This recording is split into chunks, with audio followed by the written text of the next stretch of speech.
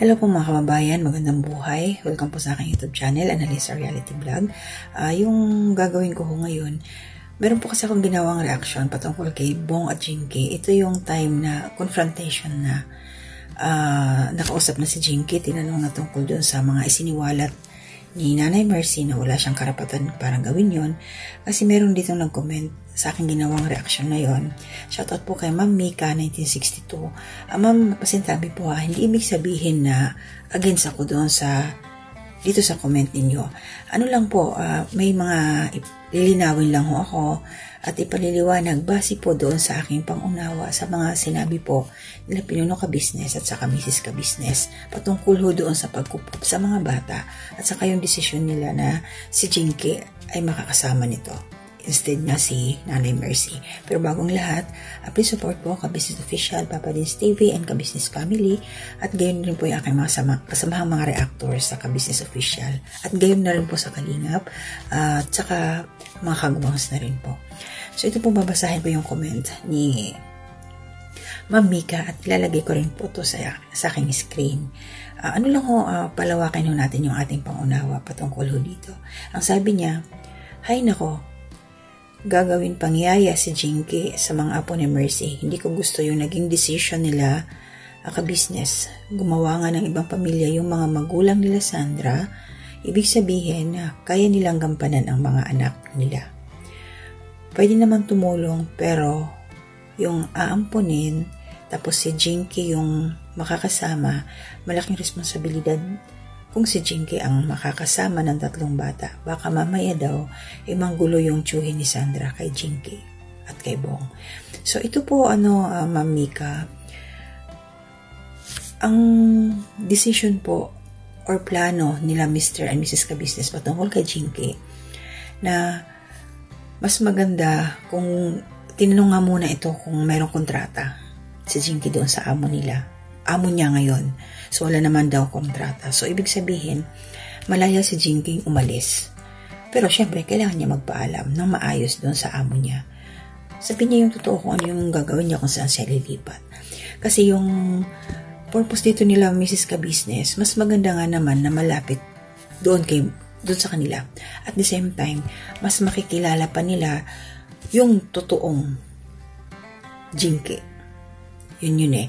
At ang nabanggit nila na doon ito titira sa Falcon kasama ng mga bata paglipat nila Sandra.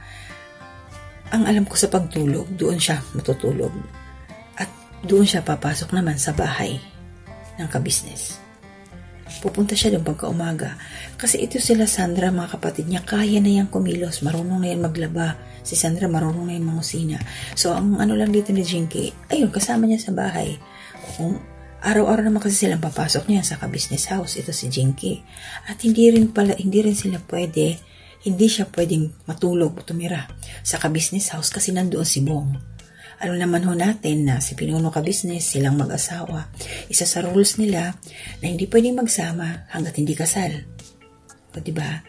So, yun, doon siya. At hindi ho yun naalilain si Jinky kasi nagtatrabaho ho yun eh. Magtatrabaho siya sa Ka-Business. Kung ano yung sweldo niya doon sa dati niya ngayon, ganun din po ang makukuha niyang sweldo dito. O diba mas napalapit pa nga siya sa Ka-Business. Yun po yun Ma'am Mika. Kaya wag ko kayong mag-alala na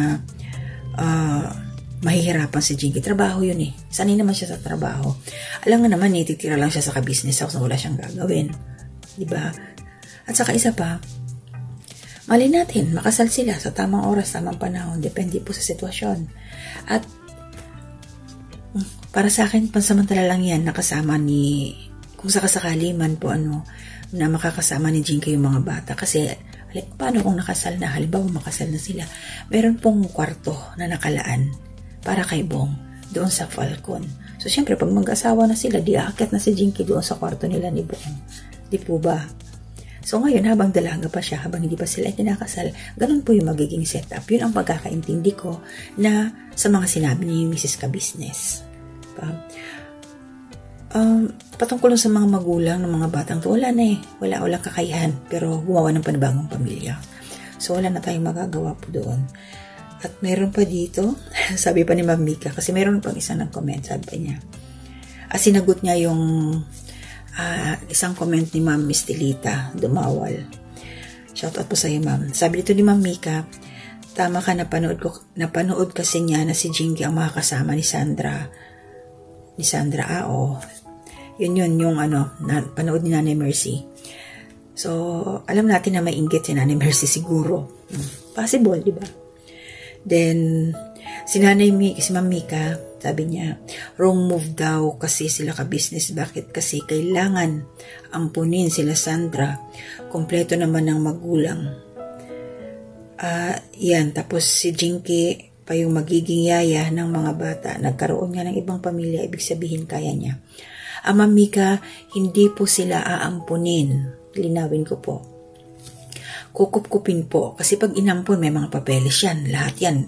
Yung rights, pati apelyido ng ka-business, magiging apelyido ng mga bata. So, hindi po nila inampon or aampunin yung 3 bata. Tutulungan lang nila, kukup-kupin, kukunin, paaaralin hanggang sa makaya na, makatapos na yung mga bata. Basta hindi lang to sila magloko talaga. Maging maayos lang yung pag-uugali nila. Magaganda ang buhay ng mga batang to sa ka-business. Basta hindi mangialam yung mga magulang.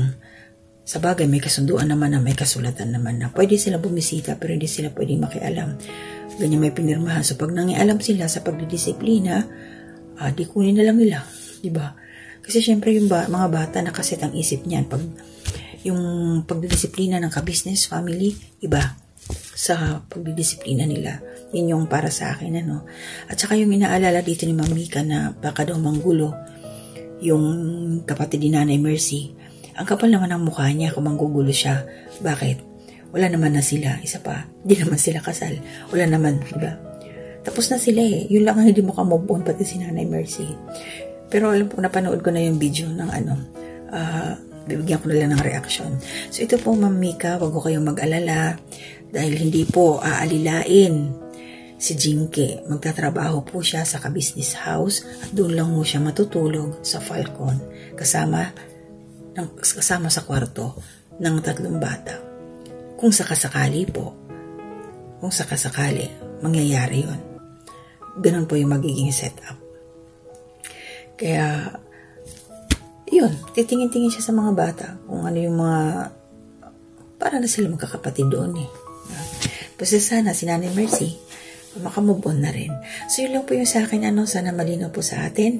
Kay Ma'am Mika yung comment. Salamat po sa suporta, salamat po sa panonood ng aking mga reaksyon. So may nagawa na akong reaksyon dito sa Kalinga po. Please supportahan nyo din. Panoorin nyo po yung kila Melka at saka kay J. Brad. So wala mo nang shout out ulit. Basta mag-iingat po tayong lahat. To God be the glory.